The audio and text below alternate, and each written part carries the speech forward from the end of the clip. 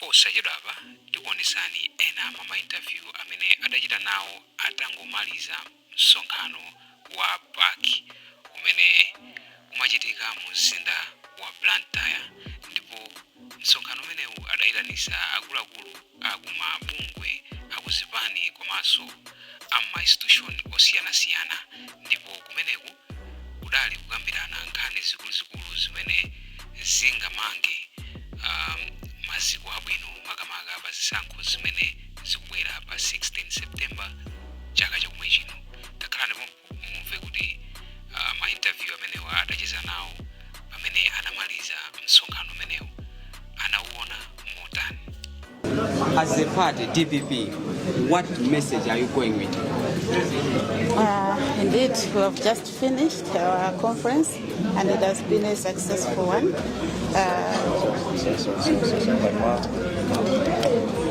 So you can just rotate. Indeed, we have just finished our conference and it has been a successful one where all parties have expressed their concerns, and we had a number of issues. And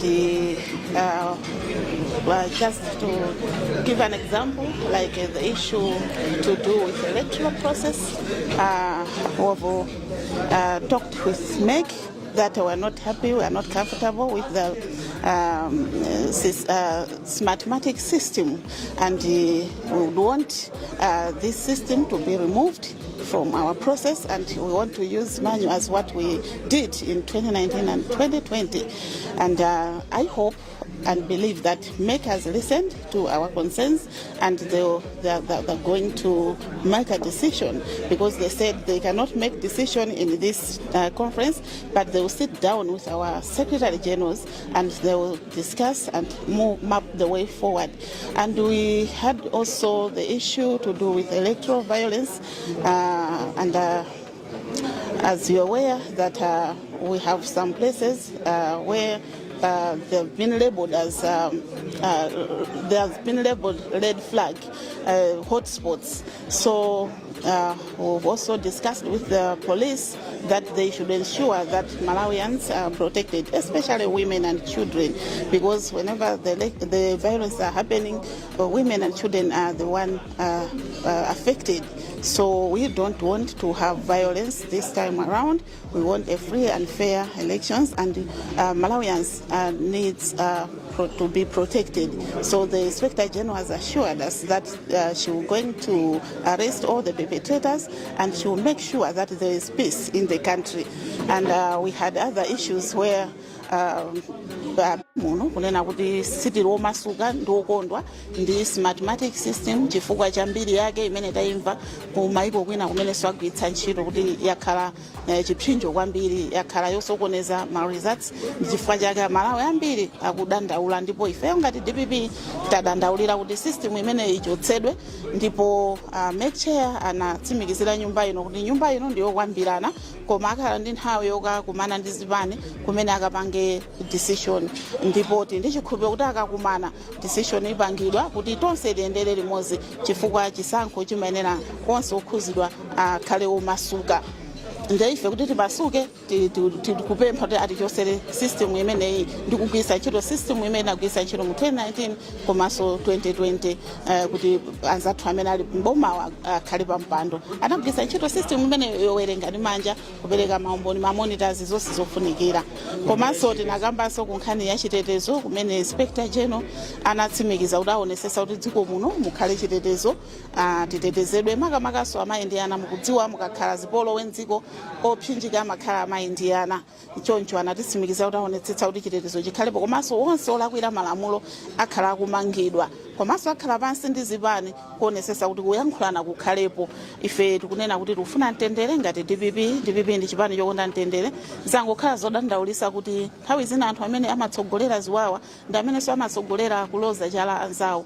Ndi chodandaulisa kuti anthu ena azipani atsogolera mayimanso nyumbamo ndi kumaloza zipani kuthawa chimo lawo lomwe koma tili ndi chikhulupiriro kuti kupyolera mkumano mwina aliyense adziwa chochita ndipo asunga batani mtendere chifukwa ife ngati DPP timakonda mtendere ndi nkhani zinanso zakambidwa nyumbamo zimene tikukhulupirira kuti zipaniso zikakakhala pansi zikaonekera nkhani zimenezo kuti zinthu zipite bwino sogolo munali nkhani ina yokhuza za chuma muno mene boma linanenetsa kuti zinthu zavuta ngati dziko chuma sichikuyenda bwino tikukhulupirira kuti ifeso ngati kuchipani kwathu pamene tikukonza manifesto yathu tatsimikiziranso amalawi kunena kuti ngakhale chuma chafika pa povutitsitsa koma ife ngati chipani tifuna tasimikiza kuti DPP pa 16 September pamene tikulowa mboma mwanjira iliyonse tikukakonza chuma monga mwambiri yathu proven leadership timakonza zinthu timayendesa bwino zinthu timayendesa bwino chuma choncho nkhani zimezi zinakambidwanso ndi nkhani zino. Thank you so much.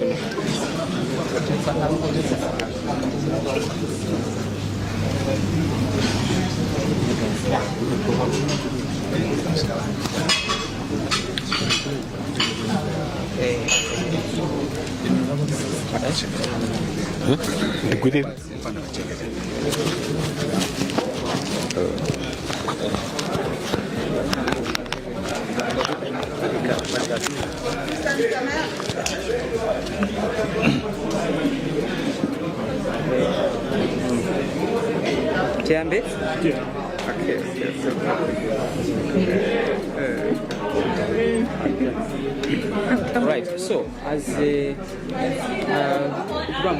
all right. So the conference has concluded. Just in brief, in summary, what is the key message that we want people to take? The key message is that there is a common understanding in terms of clearing the perceptions that most stakeholders had around the electoral management devices, and I think MEC has created that misconception that for purposes of voting we'll use manual and that the electronic gadget will only be used for purposes of transmission. And I think that clarity has helped to make all of us as stakeholders understand. And we believe that we are getting out of this conference knowing very well, and we have the responsibility to inform our constituencies. The other issue was around violence. There has also been a consensus that violence that we have witnessed is perpetrated by political parties, especially MCP and the DPP. And therefore the onus lies with the leadership of these two parties to make sure that they bring political violence to a stop. The Malawi Police Service had also made a commitment, but I think as a conference we have appealed to the Inspector General of Police to make sure that the institution is not biased, so that it saves all of us. And I think this has been a key message from the conference.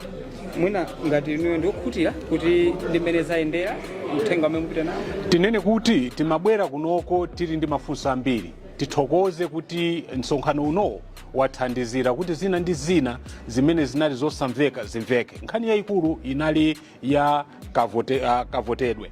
Ameki atifotokozera tonse kunena kuti povota tizagwirisa ntchito manyo.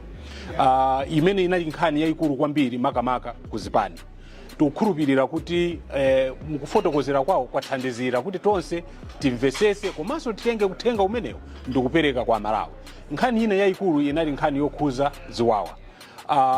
Nsonkhano wasindika kunena kuti ndi zipani ziwiri zazikulu DPP ndi MCP imene yakhale kupitisa pasogolo ziwawa.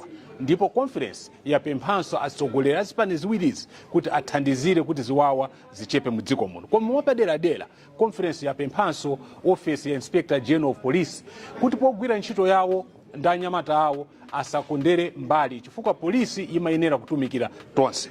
Ndiye mukuona kwathu timaona ngati kuti zikakhala kuti zikukhuza MCP imene ili mboma amakhala pamachawi kwambiri kupanga investigations ndi kuamanga anthu amene akukhuzidwa. Zikapita mbali inayo sizikumayenda motero. Nde Inspector General of Police avomereza kunena kuti kupita chisogolo awonesesa kuti iwowo akutumikira tonse. Thank you. Yeah. Yeah. Yeah, sure. Yeah. Thank you.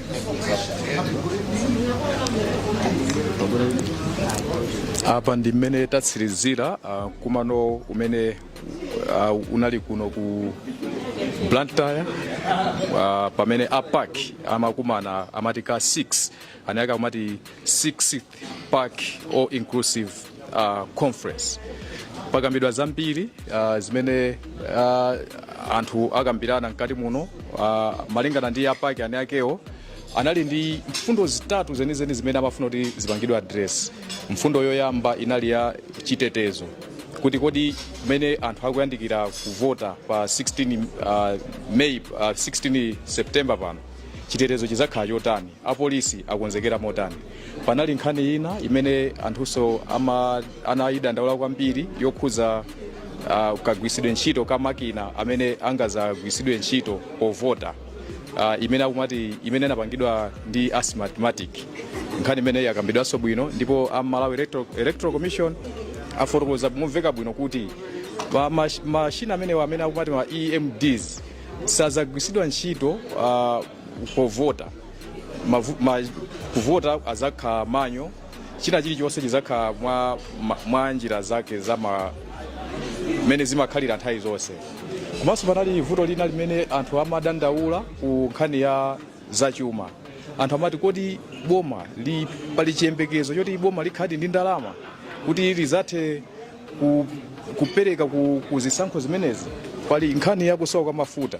Anthu amafuna chitsimikizo kuchokera ku nduna wa zachuma kuti kodi bomali zisankho zimenezi sizizakhuzidwa ndi kusowa kwa mafuta. Nde tinaona zolija anduna za chuma komanso governor wa Reserve Bank anafotokoza bwino lomwe kuti ndalama zilipo, komanso ngakhale chisankho chitakhala chipita mu chigawo china chimene akuti rirani, ndalamazo zizapezeka ndithu. Kuchokera kuno ku Blantyre munali ndine Jonathan Pasungwe. Salani bwino.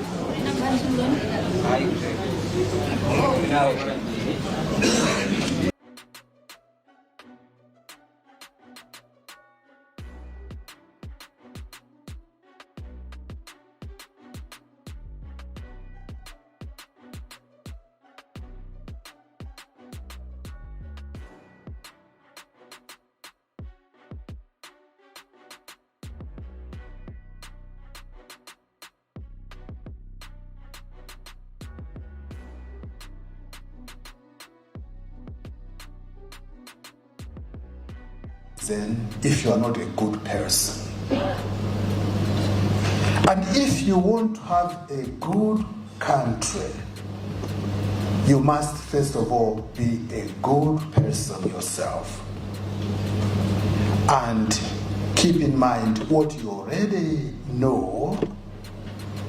Keep in mind the corporal works of mercy and the great commandment of love. Love thy neighbor as yourself. Love Malawi with passion. Being wronged by others doesn't justify reciprocal conduct. As I wish you a safe trip back home, remember, right is right, and two wrongs don't make a right. The truth can suffer, even for a long time, but at the end of the day, the truth will always triumph. I'm proud today to be chairperson of PAC, and above all to be a Malawian. Thank you so much, and may God bless you. Thank you.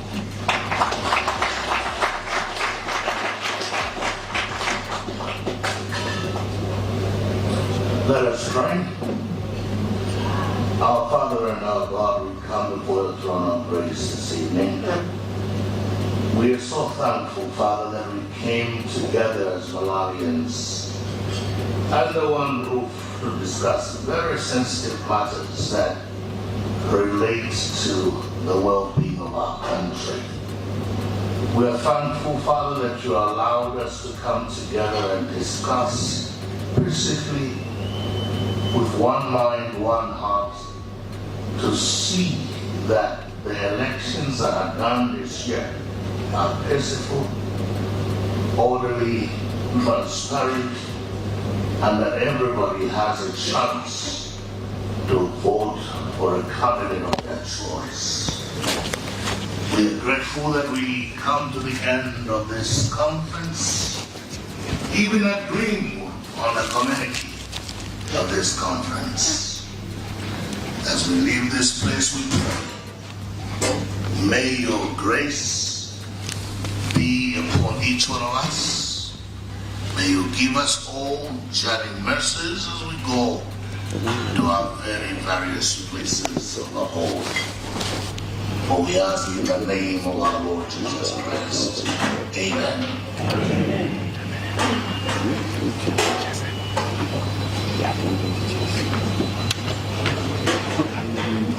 All right, so I'm reminded two announcements. Oh, no, one.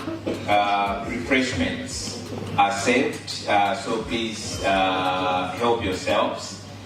And the last one is that in the course of moderation, we may have stepped on a few toes. And I am guided by the team of moderators to enter an apology if we have stepped on toes. And to assure you, it was never intentional, it was just to get the proceedings going. And it was in the moment hit. So all the best, refreshments are saved. Thank you.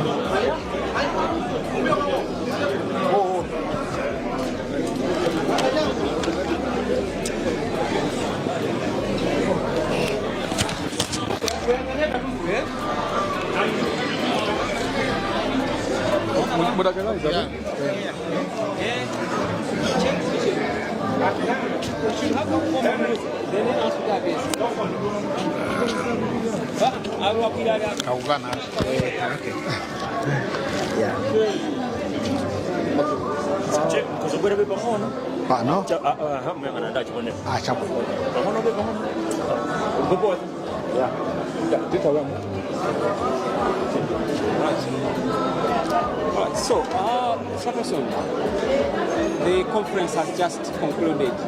What is the key message that has been made and that Malawians have to know as an outcome of this meeting? The outcome of this meeting is that people have given their views so generously and so openly. That was the main issue, that people talk to each other and they listen to each other and they come up with recommendations for the decision makers. The purpose was not to make decisions, but that people talk to each other. Because what we realized as PAC, not just for the... Because as you have noted, this is the 6th session of this nature. For us, what people should get out there is that people have talked to each other, and I know to some extent the tension that has been building just before the elections has been eased. So I want the people out there really to realize that the tension to some extent has been taken care of, so that as we get into the elections, is that we should have an election that doesn't have any violence. And I think this particular workshop or session has served the purpose. Okay, on the list of agenda, there were, I think, 3 key issues which need to be addressed. As PAC, are you satisfied with all 3 issues and the way they have been addressed? Yes, I'm really 100% satisfied. Though there's no perfection under the sun, But the three principals, chairperson of PAC, the governor of the Reserve Bank, and also the Inspector General of the Police Service, they have handled their issues very professionally. As I've said, you cannot satisfy everybody, but they did the best they could. And I must sincerely say, I'm really satisfied. Maybe what next? After all these conversation, what next? What next is that we shall issue a communique so that everyone can read for themselves. And when we speak of what next, we hope that the three principals will keep their word and implement what they have shared with us. For example, the police service, we hope and pray that they will make sure there's peace, there's law and order and security for the voters. Anthu tsopano asangalale kuti anthu amene zikuwakhudza kwambiri zachisankhozi monga apolisi kuti abweretse bata ndi mtendere ndiponso chitetezo, komanso aku Reserve Bank, governor of the Reserve Bank, nkhani ya ndalama zofunikira pa chisankho, ndiponso nkhani ya mafuta, magetsi monga anena anthu kuti zonse zikhale m'malo mwake, ndipo ameki atifotokoza ndipo atilimbitsa mtima chifukwa panali nkhani ya chimashini and whatever. Anthu amve ndipo akhulupirire kuti the situation will be better. It may not be perfect, koma as far as msonkhano uno uli concerned, anthu akhale ndi chikhulupiriro kuti kumene tikupitako zinthu ziyenda. Nthawi zambiri msonkhano ngati uno umamanga mfundo zikuluzikulu zimene umazichita communicate kwa anthu kuti izi ndi zimene msonkhano wamanga. Anthu titi zimene mwamanga nziti? Zimene tamanga monga ndanena aziona mcommunique, koma in short ndikuti zimene amanga kuno anthu ndikuti awalimbikitsa my three principals: governor of the Reserve Bank, chairman of MEC, komanso inspector general of police service kuti agwire ntchito yawo monga mmene kufunikira, ndipo iwo atilonjeza kuti adzapanga zimenezi. Mwina pano mmene zachitikiramo msonkhano what next kapena chichitike nonchani? Chimene tikuganiza kuti chichitika tsopano ndikuti ife we hope and pray kuti anthu amenewa, a governor of the Reserve Bank, a chairperson a bank, komanso a inspector general of Malawi Police Service agwira ntchito yawo monga mmene ife tikuyembekezera, komanso monga mmene ife atilonjezera. Thank you so much. Zikomo kwambiri. Tathokoza zikomo.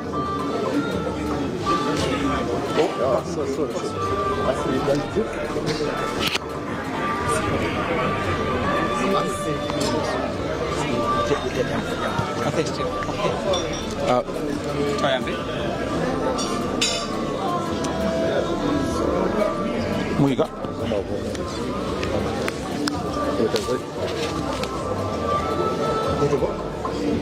Okay. Sujambule. Okay. All right. So the conference has just concluded. With regard to what has been discussed and the conclusions made, what would you say? No, I think the first issue is that we have seen democracy at work.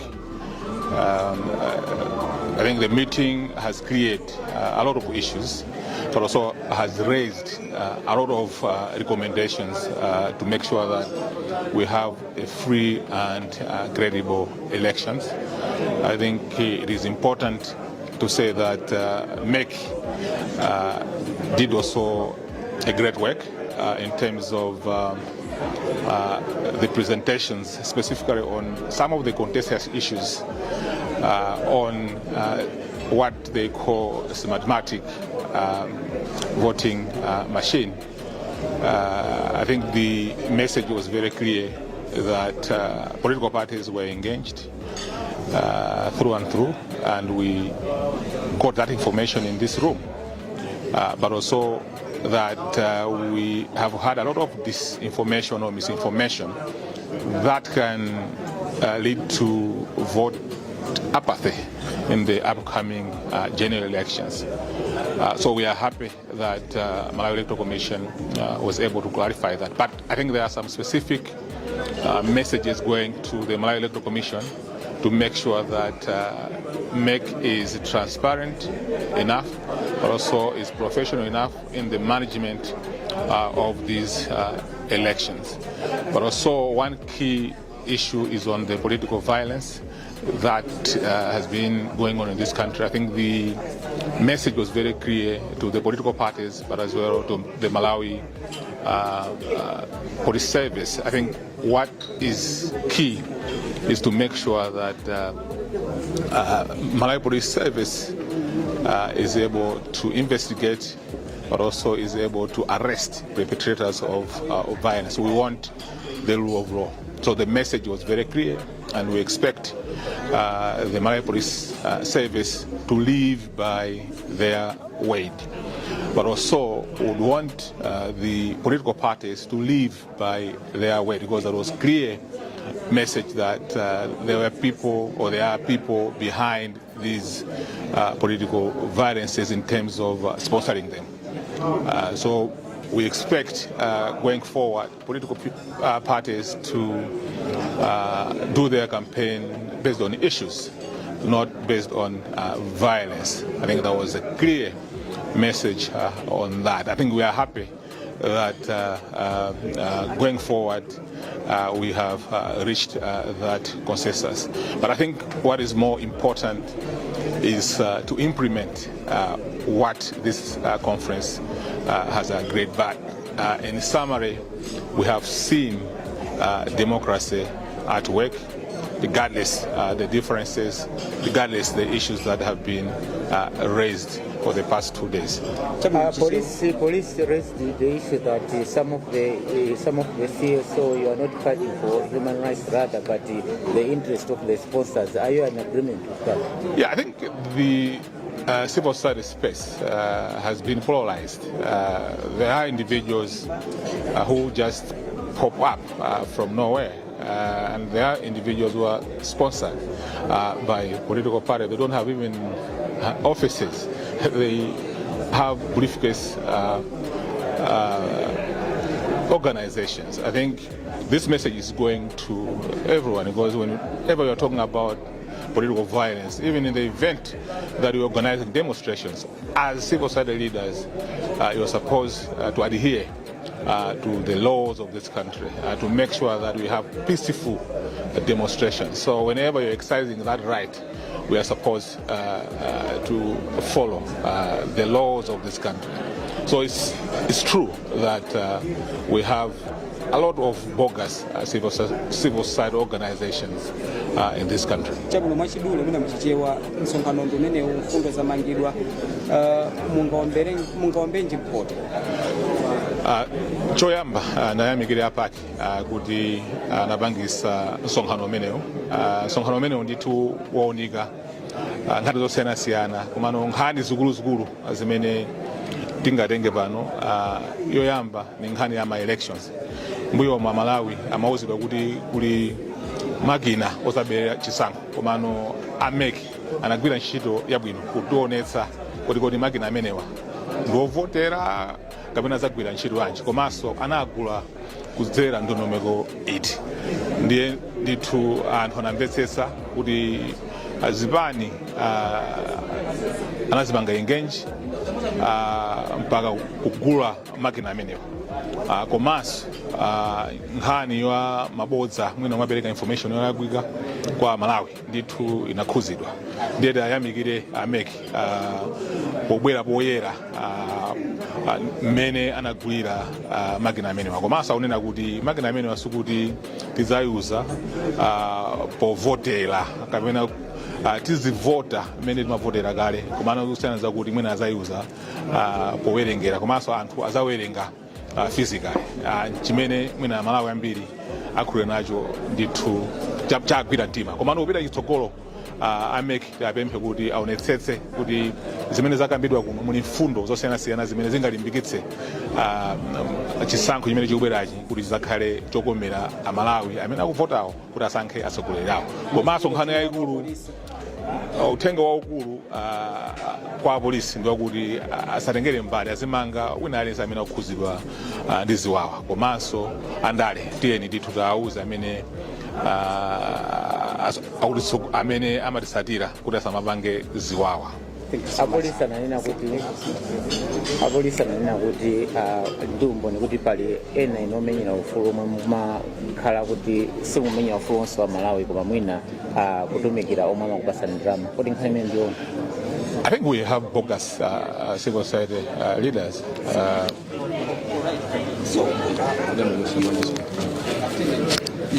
We have throughout resolutions have been made, but from the government side, what would you say in terms of the outcome? Very, very happy with the outcome. As I said in my comments, one thing that is very clear is that whether the Malawians who are here were speaking from opposition or from the ruling, or be it from the clergy or CSO, one thing that's very clear is Malawians are very invested in the election. They want a free and fair election. The second thing that's also very clear is that Malawians are saying no to violence, and they're asking us politicians to stop funding violence. I think what's clear here, if there is a political party that hears, we will not see another member of parliament in any party standing up to say ban Malawi Congress Party people or kill Malawi Congress Party people.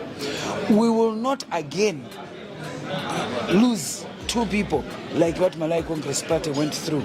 We will not see women undressed because they are wearing a certain political party attire.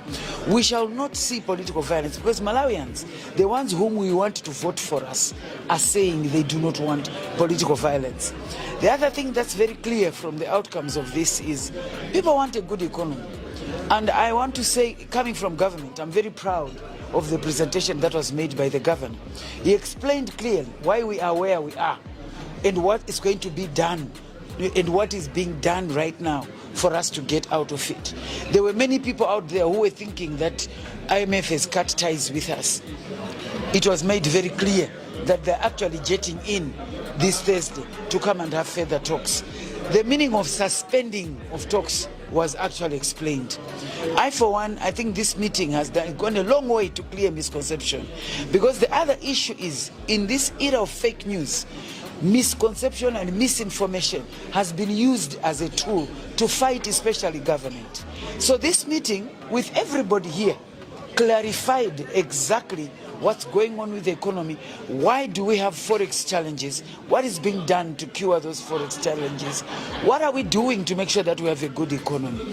So I think much more important what government is taking out of this place is, number one, to continue humbling itself to Malawians, to continue remembering that we were given power in trust of Malawians, and when they speak we must listen. And what we have heard them say is they don't want political violence, the youth don't want to be used, they want to be engaged meaningfully, which is something which Malawi Congress Party has made very clear that that's how we engage the youth. And I'm sure every other party that was here has gotten that message. I think as we leave this stage, what has stood up bigger today are the Malawians. It's the Malawians that have stood up and given a summary of the fact that they don't want to have electoral violence, they want free and fair elections, they want to choose whom they want without someone lying to them or using them or even making sure that the elections don't go ahead. So as government, we want to assure you, in fact, today we're just concluding agreements that will make fuel problems a challenge even from tomorrow, right? So I've just assured Malawians on behalf of government to say there will be no challenges of fuel during voting, even after, because the challenges we're meeting before have been done. Even other services, we're going to look at them. Sure. Utenga watu ndo tife ndo nyadira Malawi kwambiri chifukwa paki ya ule ndo uno imene tamaliza tangotseka kumene yaonetsa kuti Malawi kaenda opposition kaenda boma dziko lina malikonde andi nchifanya ndikutero kaya timapeza kuti tikutsutsana kaya tikusempana maganizo koma aliyense cholinga chake naliti dziko lino likhale masankho abwino. Ndi chifukwa chani timatete manena kuti nkhondo simanga mudzi, nkhondo sithandiza wina aliyense. Amalawi anena momveka bwino kuti achinyamata asamagwiritsidwe ntchito kuti anthu tidzimenyana. Zipani zauzidwa kuti zikhale pasi tikambirane boma lamva. Lero chatisangalatsa nchoti paki yatipatsa bwalo loti tikhale pasi ticheze, latipatsa malo loti tikhale pasi tiuzani. Chimene tamva ife number 1 nchoti kusakhale zomenyanazi, political violence. Chachiwiri ngani ya mabodza amene amanenedwa kuti hey ndiye kuti IMF yachoka, IMF sinachoke, zalongosoledwa ndipo zalongosoledwa kuti kodi kuti tifike pa mavuto achuma amene tiliwa vuto ndiliti, ngongole zimene tinapeza komanso zimene tikuvutika kuti tipanga china cyclone Fred ndanzawo, mavuto a ngongole zimene tikulipira even kuyambira 1970 zimalongosoledwa dzulo. Ndiye mwachidule bwalo limene tinali nalo lero ndilabwino falaonetsa kuti zimene timapanga amene tili mboma kaya tili ku opposition wankulu azikhala Malawi. Lero uthenga amene tatenga ife ndi wakuti chisankho ichi chikhale bwino chifukwa chakuti nde njira yokhayo imene Malawi amayankhulira kuti afuna kuti zikhale bwanji zinthu. Ndiye pasapezeke wina akutenga ndalama akupanga kuti tidziyambana kama makamaka kusiyike za mabodza omafuna anthu kuti monga tili muno iya akutitu chakuti fantai zina zimabweretsa mavuto ndi mabodza anthu amakwiya pa mabodza amene akuchitika. Mkomano wa lero thokoza Malawi amene anabwera mosiyana koma mwayankhula zimene mwayankhula boma lamva. Titsindikese pano kuti palibe chimene chivute nkhani ya madzi, magetsi, tinene kuti fuelo sikhala ndi vuto, matika ndi chisankho chabwino ndipo chikhala chopambana. Pepani fiti silo mpamalo ndinene pano chisankho ichi chitikuwina ndifeyo Malawi Congress Party, boma ndilo mweri chakwera ndiye mweyo awine 16 September 2025. So much. I say Jonah.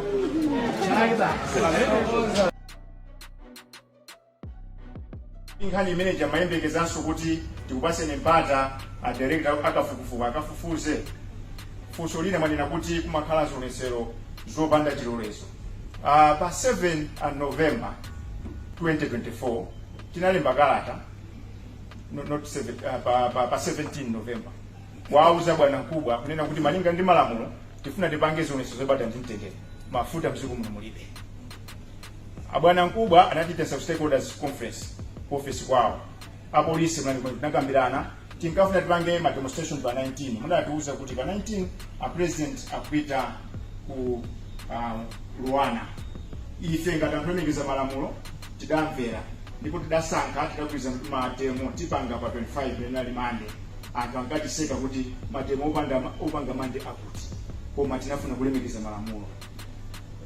Sunday pa 24 unabwera kalata yonena kuti apolisi mwauza bwana mkubwa alofu di pala kunena kuti achakwera kuchokapo choncho matemo tilepheresi. Mukuganiza kuti anthu mwauza kunena kuti tikufuna tipange demonstration lachinayi akuuza mwatiuza kuti president kuchokapo tavomera ngati kulemekeza malamulo. Kenaka mukabweresa the whole state president kungofuna kusokoneza ufulu wa ma demonstration. Ndizoona lero munga maime kumauza dziko kunena kuti kumakhala ma demonstration ongofuna osalemekeza malamulo. After all said and done ngati lero simutuuza ifati ndi recording imene muna yakula pa 7 December ngati simutuuza bwalo ndi state ya imene kumva mlandu wa anthu anatema anthu pa 24 pa 25 pa Longo community komanso ngati simutuuza kumene akumva mlandu wa anthu amene anakwesa magali motanda pangazi wawo ku parliament ili muvomere kuti mwalephera mutule pansi udindo and you are a threat to the peace and stability of this country. That said ndinene pano kuti in fact kunena kuti muno omwe timamaliza tipange governing council ngati funa tisankho zende zabata ndite atiuza kuti kumachinga amangana koma nkhani zonse zimene zachitika ku central region paliwo amangidwa. Nkhani ikachitika kundilande amathamanga, nkhani ikachitika kumachinga amathamanga, koma kuli Longwe paliwo amangidwa. Ngati amanga munthu andiuze zimene ndikuyankhula about the evidence. Therefore Madam Mary Newlam has failed Malawians and ni munthu amene salingalira za mbiri yake legacy. Ifeyo timamenya nkhondo kuti azimayi azikidwa pampano pammawa tisapanga kumvisi bwanji anthu kuti azakhale inspector general pamene tili ndi mayi amene akuyang'ana kumbali mwadala. Kufanya chimene kuti kupempha nyumba ino kuti zirosho mene tipange tipeze komiti imene yendese dziko lino kufikira pa chisankho cha pa 16 anthu amene kufanira kuti a president akamagwiritsidwa ntchito yapereka kale mboni apa ma-demonstration amene amafuna kuchitika pa 24 a president akumatengedwa kumalowesedwa muzinduna kuti sakwena kuti azilowa pamenepo kufanya chimenecho kuti chisankho chichitika lebata ndimtendere muno tikazikise komiti imene yendese lebata ndimtendere kufika pa 16 September zikomo kwambiri.